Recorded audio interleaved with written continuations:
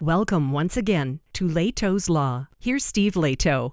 Got a story here that happens pretty much all the time, everywhere, just not at this size. Jason sent me a note. Steve, check this out. 249 arrests made in underage drinking bust at a bar in Arizona. This is in Tempe. Peter Valencia wrote this for AZ Family.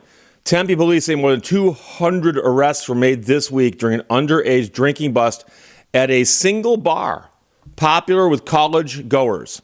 Officers said they made 249 arrests on Thursday at the tavern located at the northeast corner of Apache Boulevard and McClintock Drive. The bar is less than 3 miles from Arizona State University. Out of the 249 arrests, 246 were cited and released, and 3 were booked into the jail. Now, authorities haven't given a complete breakdown on the arrests or citations, but they did say that offenses included having a fake ID card, being drunk while underage, and providing fake information to police. There's a lot going on there, but we'll talk about it in a second. In total, 57 officers participated in the operation, which included local, state, and federal agencies.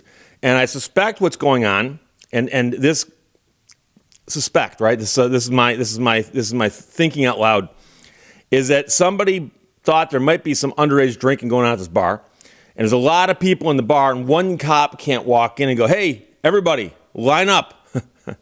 I'm checking IDs." Because people will skedaddle like you just flip the light switch on in a kitchen and the cockroaches are on the floor. The Arizona Department of Liquor confirmed that the Tempe police initiated the bust. Regulators said they're working on the final results of the investigation before deciding whether to pursue administrative charges.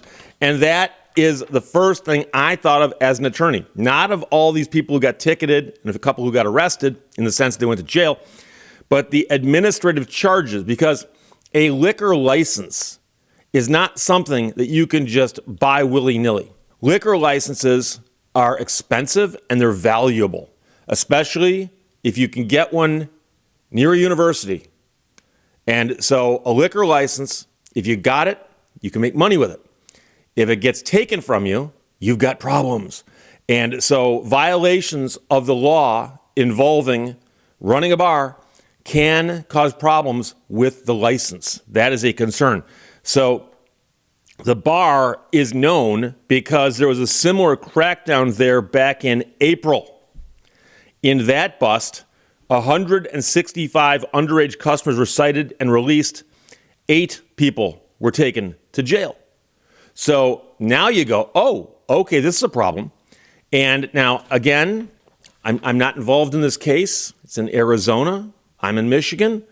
But my concern would be that they had the first bust with 165 alleged underage customers. And then they have one with 249. Just, 6 months later. And somebody is going to look at that and go, that's a problem. In fact, I wouldn't be surprised if local authorities decided to call it a nuisance. They could say that there's a problem here. We don't care that you have a liquor license that allows you to sell liquor legally under certain circumstances.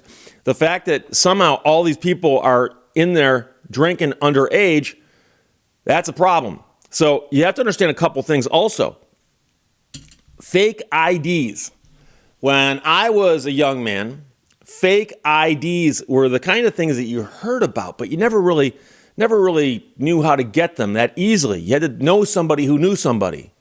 And I know a guy who knows a guy, that kind of thing. Nowadays, you go on the internet, type it in, and you can have 75 different ones tomorrow that look real to some extent. And so you have to understand, if you know kids who are in the high school range and presumably getting older each year, you got to talk to them about the notion that although fake IDs might be easy to get your hands on, they can cause a lot of legal trouble. And I have seen these cases before where body camera footage, a police officer pulls somebody over, and it's a young person. And the police officer goes, "May I see your driver's license?" And the person pulls out a wallet or a purse and starts flipping through it, and the cop goes, "Right there. There's your license." Person goes, "Oh, no, that's not it. Hang on. Here, this is my license." Cop goes, "What was the other one? Let me see that." "What other one?" I saw another license. Let me see it. And the police officer saw it. The police officer didn't do an illegal search on this person. The police officer could see it with their own eyes. Person hands up another license. Police officer holds them side by side and goes, that's you in both of these, but in one you have a different name, and you're older. I'm guessing the one in which you're younger is probably the real one. And so it's against the law in most places to use a fake ID, especially if you display it to a police officer. And in some places, it's a question of whether it's illegal to possess, whether it's illegal to buy. It's clearly illegal to sell them, but many of the places that sell them would be, like mail order kind of things.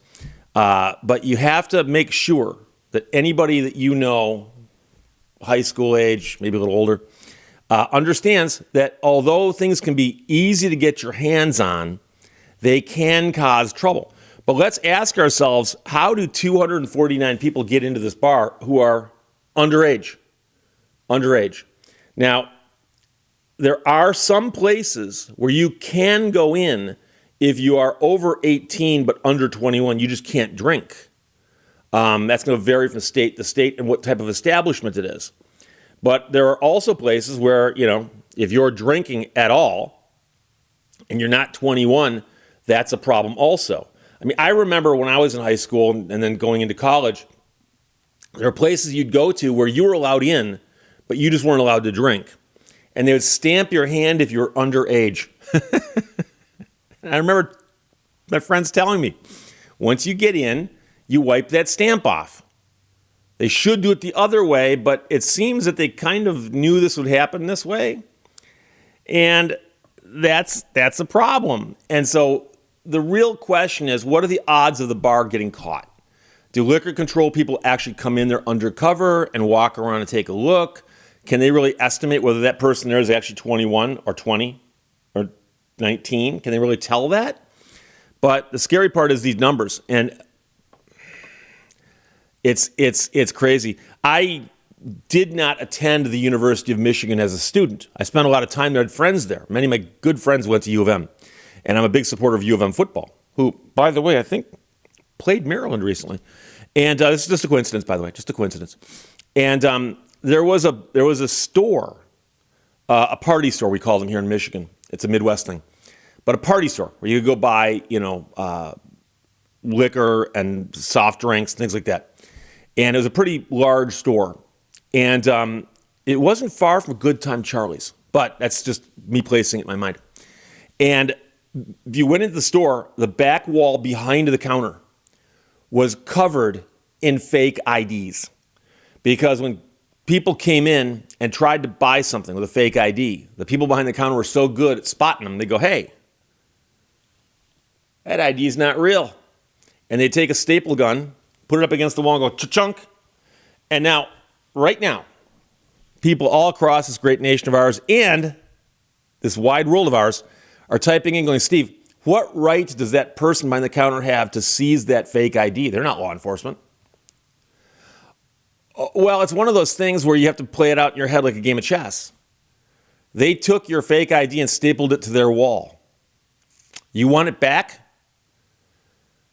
Go call the police. These guys stole my fake ID. Yeah, we'll be right there. And have your real ID ready, will you please? And I remember every time I went in there, just this wall of fake IDs from all across the nation. Because again, the University of Michigan is a large school and it draws from everywhere. So somebody comes in and they've got an ID from Alaska or Idaho, and they're hoping that the guy behind the counter is not going to go, that's a fake ID. And then, of course, you see that whole wall covered with fake IDs, and you go, oh, I might be about to lose my ID. I have no idea what they cost back then. Don't know. I have no idea what they cost now. And I'm not going to even bother looking at stuff up because it's not research I need to do here, because a fake ID is just going to get you in trouble. It's just going to get in trouble. So don't know how many of these people that they arrested, 249 of them, how many of them had fake IDs or what was going on there. But the bigger concern is that there was a bust earlier this year with 165 arrests or 165 people who were cited, released, or arrested. And that's a lot of people. And so as you can imagine, you own a bar, you've got a liquor license, you've got money invested in this, and you hire somebody to work the front door. And they're supposed to stop people from getting in who are underage. Okay? And if that many people get in, they're not doing their job. Captain Obvious, I understand that. And so if one person got through, or two people got through, and I've heard stories about the state getting complaints about a store or a bar, and they'll send in somebody who looks young in like a sting to see whether or not they get served or whether or not they get sold whatever it is that people are not supposed to sell. And if one person gets through, you can argue that it was a one-off. It was a rare circumstance. Two people, as that graph goes up, it starts looking less and less likely that you're going to have an easy time of it. 165 in one evening? Oh, hold my beer. 249. Yeah. So there you go. But Jason, it's a crazy story. We'll see what happens. But we're not going to hear results on all 249 of these people. But we might hear about that bar and its liquor license and whether or not they'll be together for a long time in the future or whether they might be breaking up. We'll see. So 249 arrests made an underage drinking bust at Tempe Bar from azfamily.com. Jason sent it. Thanks a lot. Questions or comments, put them below. Let's talk to you later. Bye-bye. Thank you for watching Lehto's Law. Don't mistake my kindness for weakness.